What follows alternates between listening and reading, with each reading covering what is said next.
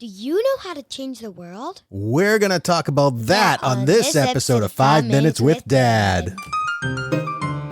Welcome to 5 Minutes with Dad, starring Pavlos and Angela Pavlidis, where you get to spend a few minutes with the smartest and coolest kids in the whole world, and their dad, too. And now, here are your hosts, Hey, it's Pavlos, early. Angela, and Nick Pavlidis. Oh. Who's ready for an awesome episode of 5 Minutes with Dad? Me, Mike. We rusty or what? It's been a little while since we recorded an episode, hasn't it? I accidentally muted it for a second. Yeah, she muted. I mean, we've got all sorts of technical difficulties. And by technical difficulties, I don't mean technical difficulties. I mean Dad and Angela difficulties. Trying to remember our routine, and it was only 2 weeks. But my goodness, it's been a busy, crazy 2 weeks. And even now, the next 2 weeks are going to be a little... Yeah,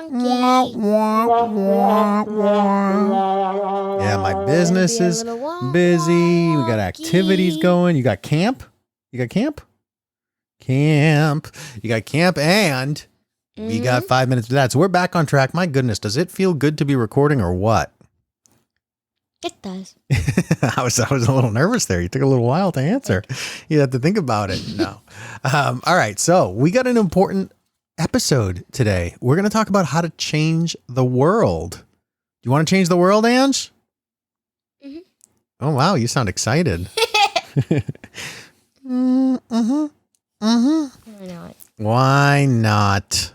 Well, we can change the world. We can all change the world.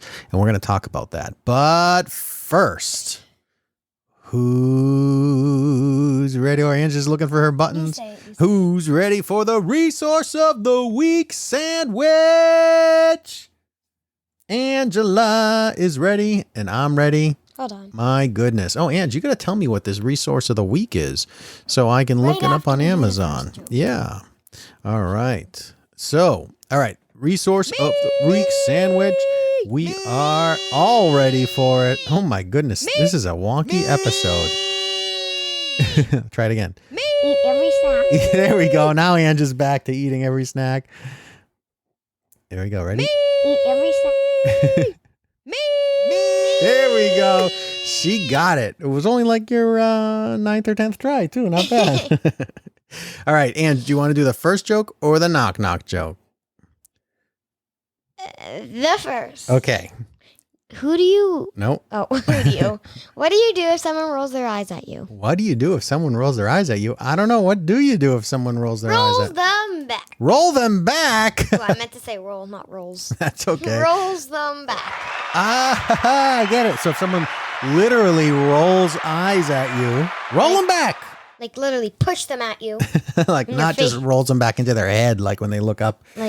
Like, yeah, it's really not that easy to demonstrate that on a audio podcast, is it, Ange? Yeah.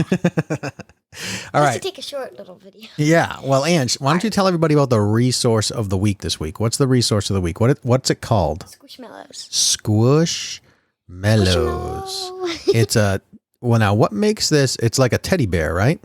It's a stuffed animal. Oh, make sure you talk into your mic because it's a stuffed animal that squishes. It's a stuffed animal It's a squishy stuffed animal. Yeah, and it feels a little different than a typical stuffed animal. It's squishier than a stuffed animal. It's the squishiest stuffed animal that you will find. Well, Angela, what animal is the one that you got?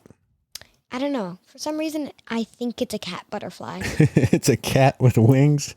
It's a caterfly. Wait, can you see if you can find it? Yeah, see I can. What animal it is? Yeah, we can see if I can find it. It doesn't look like it has it on this listing there. I know its name. It came with its name, Yummy. Yummy the something. Yummy the something. So Angela has search up Yummy Squishmallow. Yummy Squishmallow. So let's see here. Yummy Squishmallow. Oh, there was an autocomplete. What is it? It's Keltoy. Let's see here. Each Squishmallow has its own unique name and storyline to add to the fun. Wait, it's a firefly. But see, orange firefly. Ears? I don't know. With fuzzy ears. Maybe firefly. How close have you ever gotten to a firefly? I don't know. How close have you gotten to a firefly? Close enough to know that thing looks like the body's way too big and the wings are way too small to fly. But thanks Can for you search up close up to of a firefly? I want to see if it has ears. So Like, first, pointy ears that let's kind give of the look like a link. cat. It's 5minuteswithdad.com/squishmallow. That's How about squish, squish? MALLOW. Marshmallow. Squishmallow. That's your link. You can head on over and check out all the different squishmallows they have there. Well, Angela wants to learn, do fireflies have ears? And you know what? 14. Let's just look at the images about fireflies have ears. It looks like they got something. I don't know if they're ears, but they got something. They got big antenna. Wait a second. Wait a second. And Why does it have a fuzzy tail then? well, maybe that's where the Fuzzy. fire. Yeah, It's I all think fuzzy. they took some liberties with the design of this one, Ange. Cute. Yes. All right, head on over to It has 5minuteswithdad.com/squishmallow. And I thought these were bubbles And check those for out. some reason. All right, cool. So now it's time for the knock joke. Knock, Ange. Who's there? Anita. I need it. I need to get inside. Can you let me in? Mm-hmm. Ooh, thanks for opening the door. Squeaky. It's creep.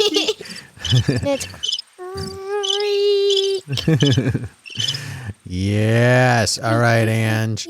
Well, we have an important topic to talk about today. Changing the world. But first, I want to say one thing. Okay, go ahead, Ange. The rarest Whoop. squishmallow in the world. Wrong button. I'm off my game, too. The rarest squishmallow in the world is, drum roll please, a black cat. And the most common squishmallow, I believe, is a, drum roll please, squirrel or chipmunk. Mind I wonder blown. what rare rank this one is in. I don't know.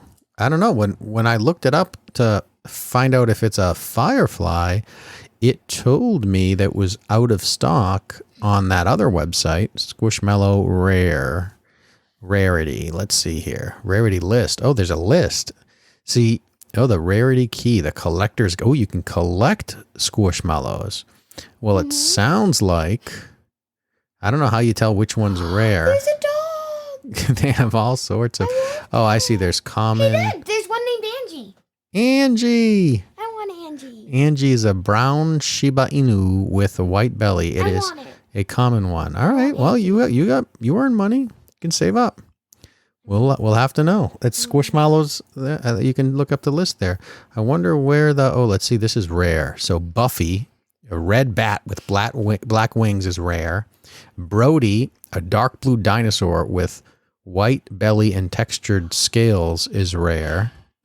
Can we sort it by rarity? I wonder if you can sort it by rarity. Ooh, they have select series special. Ooh, ultra rare. My goodness. There's lots of different. Can you go to the rarest? Well, we got to talk into the mic, Can Ange. you go to the rarest? Yeah, that's what I'm trying to look for, but it doesn't look like you can sort it by rarity. Let's see here. Sort by just as bestsellers, new arrivals. Oh, we can filter by rarity. So what do you think's more rare? Ultra rare, special edition? Special edition. Okay, let's look up the special editions. All right, the special editions. I hope Yummy's one. No, it looks like purple lion, brown fawn, brown dog, gray shark, and a teal seahorse. Those are the special edition ones. That's pretty cool. Wait, I want to see when Angie comes. All right. Well, Angie was common. We already saw that. The rare ones. Angie's so cute. Angie's adorable. All the Angies I know are adorable. Those Do you are think the. they even have Yummy in here? What's the name of your thing? Yummy? Yummy? You got to talk into the mic, Ange. 'Cause Yummy. I got my headphones on, so I can barely hear you anyhow. Yummy. There we go. Now I can hear you. Jake is ultra rare, our cousin. And Lila. Oh my goodness, Jake and Lila. It's spelled differently, but Jake and Lila are the two ultra rares. And that's our cousins. That's strange. But it's actually even weirder Yeah. because Well, everyone met Lila in July 4th. wait, 4th of July? Yeah, remember we recorded the 4th of July?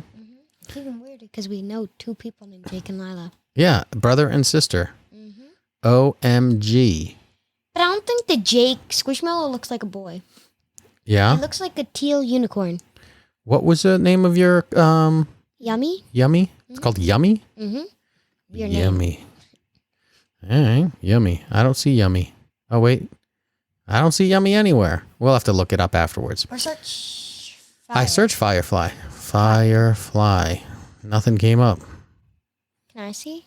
Yeah. Well, you can see after the show. Let's talk about the important topic of the day. How do you change the world? So when I was planning out this episode, and we may have talked about this before, but when I was planning out this episode, it all had to do with being weird and being different.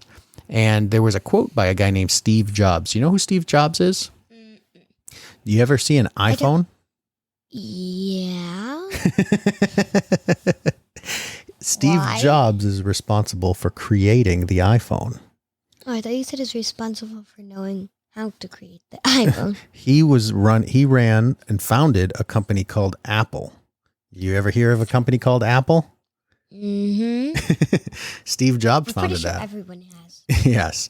And Steve Jobs is famous for saying the people who are crazy enough to believe they can change the world are the ones who do. So, what do you think about that, Ange? You think, are you crazy enough to change the world? So how do you think you can change the world? Do you think you have to do something big and grand and... No. No. But I also have heard if you adopt something that could help animals change, like people help animals. Yeah? Kind of. If you adopt, so like if you adopt animals, you help animals? True, but you also help another animal get adopted. Because then they have like another spot. Like if they're all like, if nobody, if there's no spots left for an animal, if you adopt one, that leaves another place open for another animal to get adopted. Yeah. Yeah. So let's follow that through, how that can change the world. Because I love that idea because how many people have pets in the world? A lot, right? Probably 50%. Okay. 100%? Definitely not. 75%. I don't know. Like fish too. I don't really need the exact percentage, but a lot, right? Oh, a lot of people have pets. A lot. 50%, 75%. 97%. And so your idea is you can change the world simply by adopting a pet. I like that. So let's focus on the person who adopts the pet. How do you think adopting a pet, like Oreo or like a puppy or a kitty cat, how do you think adopting a pet could impact your life if you adopt a pet? It helps you get something to play with. Yeah, you have fun, you feel love, you can build responsibilities, right? Is it someone to play with that? Like if people can't play with you all the time, yeah, pretty sure pets can. Yeah, pets love to play. A lot of pets love to play, right? To sleep. To sleep. They like to sleep too. Hamsters love to sleep. And it teaches you responsibility, doesn't it? Mm-hmm.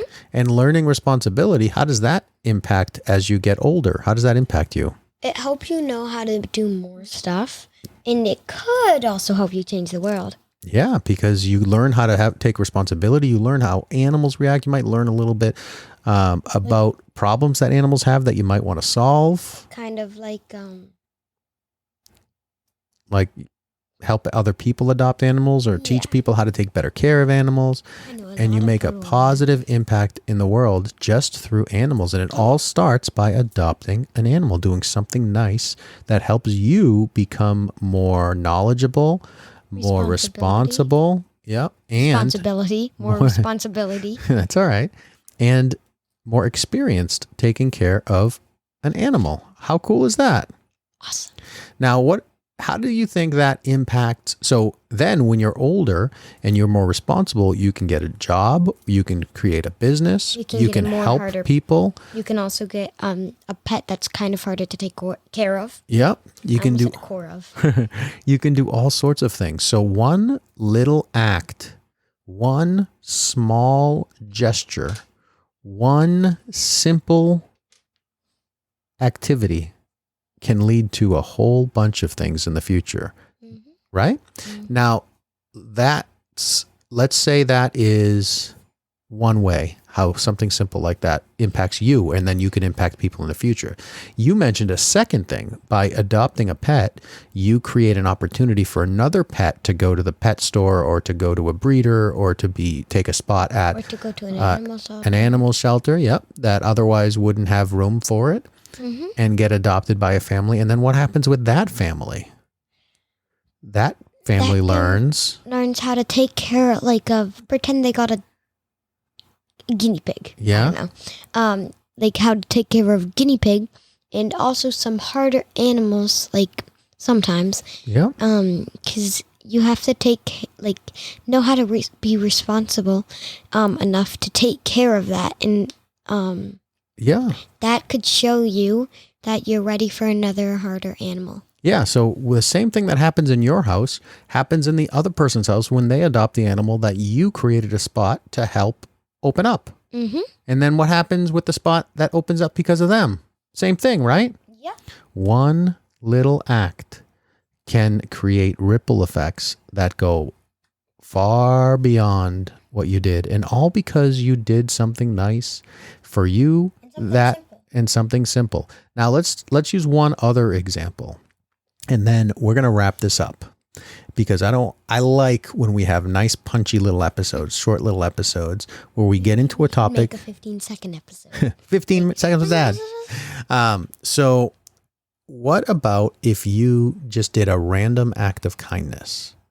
What if you are sitting at a table for lunch and you saw someone sitting by themselves, and you told the waiter or waitress as you're leaving, hey, I'm going to pay for that person. Don't tell them, just a surprise. I'm going to pay for that person's lunch. And you spent $10 to pay for someone's sandwich. How do you think it would make them feel? That's an expensive sandwich. How do you think it would make them feel? Maybe they got a drink too. Happy. And do you think it would put them in a good mood? Mm-hmm. And do you think they would be thinking about how that made them feel, and how they might want to make other people feel the same way?